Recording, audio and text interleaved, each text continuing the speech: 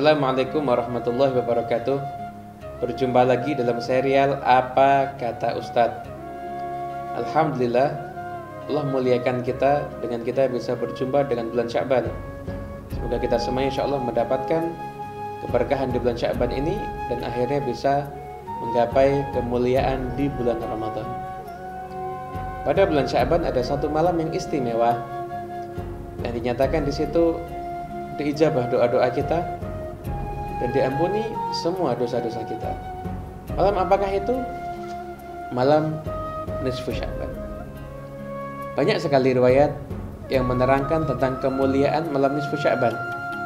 Di antaranya pernah suatu ketika Nabi giliran menginap di rumah Siti Aisyah, maka Siti Aisyah pun kehilangan Nabi di malam hari. Dia pun keluar mencari Nabi dan mendapati Nabi sedang ada di Baqi' al-Gharqad. Kemudian Nabi menangkap ekspresi istrinya dalam keadaan khawatir. Lalu Nabi mengatakan, apakah engkau menyangka engkau takut Allah dan Rasulnya akan menyanyiakan kamu? Oh tidak ya Rasulullah, aku hanya mengira engkau ke rumah istri-istrimu yang lainnya. Ketahuilah ini adalah malam nisfu Sya'ban. Sesungguhnya di malam nisfu Sya'ban Allah Subhanahu wa taala akan mengampuni, memberikan ampunan sebanyak bulu domba yang ada pada Bani Kilab. Kita bisa lihat ampunan Allah besarnya luar biasa kalau begitu ya. Bulu domba Bani Kilab.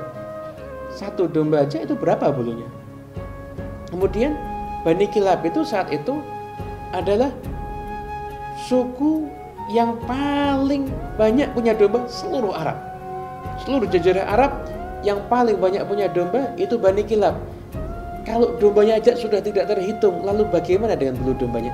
Dan di malam nisfu Sya'ban Allah Subhanahu wa taala memberikan ampunan sebanyak bulu domba yang dimiliki oleh Bani Kilab. Subhanallah. Kesempatan emas, kesempatan yang berharga apabila kita lewatkan, apabila kita sia-siakan, kita tergolong orang yang merugi nantinya. Inilah malam yang mana Allah Subhanahu wa taala memandang kepada hati-hati hambanya dan Allah mengampuni semua perbuatannya, kecuali siapakah golongan yang tidak mendapatkan ampunan dari Allah Subhanahu wa taala. Ini yang harus kita tahu. Semoga kita semuanya tergolong orang yang mendapatkan ampunan Allah di bulan Sya'ban dan ketika malam nisfu Sya'ban ini. Tapi ada golongan yang tidak mendapatkan ampunan. Siapakah mereka? Ada riwayat yang menyatakan orang musyrik, orang yang dalam hatinya menyekutukan Allah, dia nggak mendapatkan ampunan ketika malam nisfu Sya'ban. Ada juga yang menyatakan riwayat musyahin, orang yang bermusuhan atau menciptakan permusuhan pada dua orang yang saling mencintai. Mengadu domba, buat permusuhan di mana-mana, menebarkan kebencian dan permusuhan, dia tidak akan mendapatkan ampunan ketika malam nisfu Sya'ban. Anak yang durhaka kepada kedua orang tuanya, pecandu minuman keras, mereka lah golongan yang tidak beruntung mendapatkan ampunan pada malam nisfu Sya'ban. Tentunya kita harus menjauhi, jangan sampai diri kita termasuk di antara golongan-golongan tadi.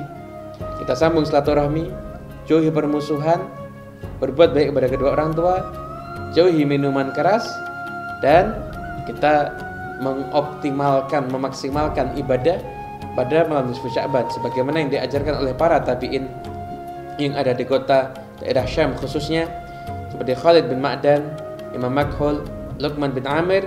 Mereka semuanya para tabi'in.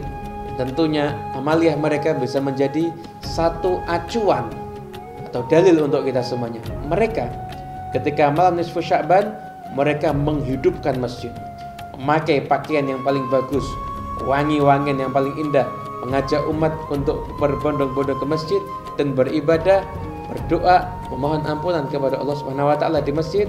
Lalu mereka semuanya pun mentradisikan itu hingga akhirnya menjadi satu tradisi yang dikenal hingga golongan-golongan yang setelahnya. Oleh karena itu, hidupkan masjid kita di malam nisfu Sya'ban, makmurkan masjid, makmurkan malam hari itu dengan banyak istighfar, doa, minta ampun kepada Allah, dan ketahuilah doa di malam itu akan dijabah oleh Allah Subhanahu wa taala. Semoga kita semuanya menjadi orang yang beruntung pada malam nisfu Sya'ban. Amin ya rabbal alamin. Wassalamualaikum warahmatullahi wabarakatuh.